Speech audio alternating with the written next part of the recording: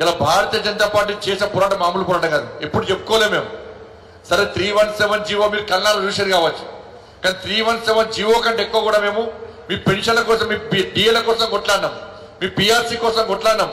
అప్పుడు కేసీఆర్ ఇలా అధికారం ఉన్నప్పుడు పైసలు పోయిన దగ్గర పైసలు లేవు కాబట్టి ఈ టీఎన్జిఓ నాయకులను పిలిచిండే ఆయన. ఇంకా టీఎన్జిఓ నాయకుల గురించి తెలుసు మనకు. కేసీఆర్ ఫామ్ హౌస్ పిలిచి ఏం చేస్తాడు, కోడికూర, తలకాయ కూర, కాలచోరవా, బోటి, కీమా, మటన్, చికెన్, ఇక ఇవి పెడతారు. ఇవి పెట్టినాక ఏం చేస్తారు, టీఎన్జిఓ నాయకులు ఫామ్ హౌస్ పోతారు, సెక్రటరీ పోతారు, అనేది ప్రగతి భవన్ పోతారు. కేసీఆర్ సార్ కెమెరాలో చూస్తాడు, వచ్చిరా వచ్చారు, గంట సేపు కూర్చొని పడతాడే. ఈ టీఎన్జిఓ నాయకులు ప్రగతి భవన్ పోయిందంటే టీవీలలో బ్రేకింగ్, చర్చలు ప్రారంభమైనాయి అని చెప్పి టీవీలో బ్రేకింగ్ వస్తుంది. అలా చర్చలు ప్రారంభం కావాలా, పోయి గంట సేపు కూర్చుంటారు. కూర్చున్నాక కేసీఆర్ ఏం చేస్తాడు, వాళ్ళు తిండి పెట్టురా అంటాడు. మొత్తం పొట్టిగా తింటారు వీళ్ళు. తినేసరికి మళ్ళీ 1 గంట. టీవీలలో ఏమవుతుంది, 2 గంటల నుంచి చర్చలు జరుగుతూనే ఉండి అంటారు వస్తారు. ఇక కేసీఆర్ సార్ బయటికి వస్తాడు.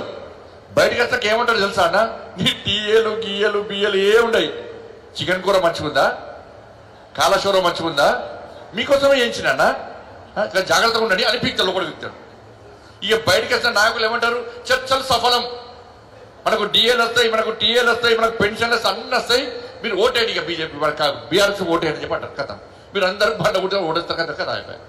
ఏ ఒక్క సమస్య 10 సంవత్సరాల కేసీఆర్ పాలనలో ఏ ఒక్క సమస్య పరిష్కారం అయిందా మీకు? కాలే.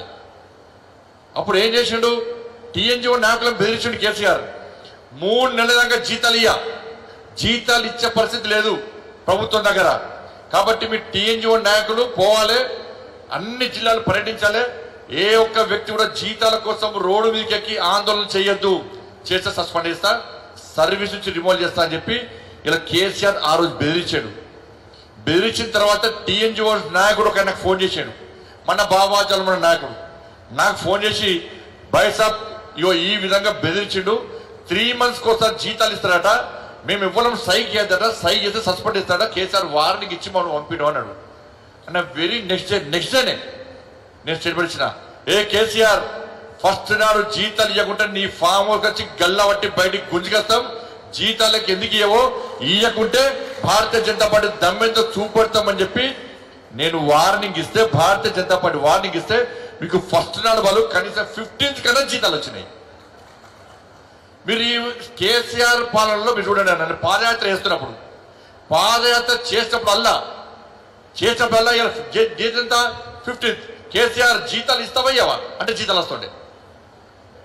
మేము డిమాండ్ చేస్తున్న జీతాలు రాలే మీకు. ఇలా మేము డిమాండ్ చేయకుంటే 3 months కోసం జీతాలు వస్తుండే. కొట్లాడింది మేమన్నా, ఇలా డిఏల కోసం కొట్లాడింది మేము, పిఆర్సీ కోసం కొట్లాడింది మేము. ఇలా సిద్దిపేటలో మీ పెన్షన్ పిఆర్సీ కోసం కొట్టాడితే సిద్దిపేటలో లాఠీ చార్జ్ అయితే మా కార్యకర్తలు కాలు చేతులు విరిగినాయి. ఇలా 317 జీవో తెలుసు మీకు. ఇలా కానీ ఇవన్నీ చెల్లించలేకనే కేసీఆర్ ఏం చేసిండు, ఈ పెన్షనర్స్ రిటైర్మెంట్ అయితే పైసలు ఇవ్వాల్సి వస్తుందని చెప్పి 58 ఏజ్ 61 చేసిండు. 61 చేసి పైసలు ఇవ్వాల్సి వస్తుందని. ఆ పేరుతో కూడా గత సంవత్సరం ఎంతమంది రిటైర్ అయ్యారు, దాదాపు 8,000 మంది పోయిన సంవత్సరం రిటైర్ అయిపోయారు. ఈసారి మళ్ళీ ఈ ఏడాది 10,000 మంది రిటైర్ కావడానికి సిద్ధంగా ఉన్నారు. వీళ్ళకి ఎంత బకాయిలు ఇవ్వాలంటే 11,000 కోట్లు ఇవ్వాలి. 11,000 కోట్లు ఈ రాష్ట్ర తెలంగాణ నుండి కాంగ్రెస్ పార్టీ ప్రభుత్వం చెల్లించడానికి సిద్ధంగా ఉండాలి. కానీ పైసలు లేవు. మీ డిఏలకు పైసలు ఉన్నాయి, మీ పిఆర్సీ అమలు చేయడానికి పైసలు ఉన్నాయి, మీ ప్రమోషన్లకు ఉన్నాయి.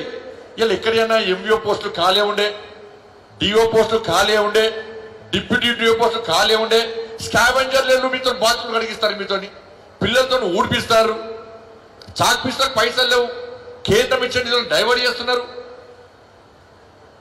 కానీ వీటికి పైసలు లేవట.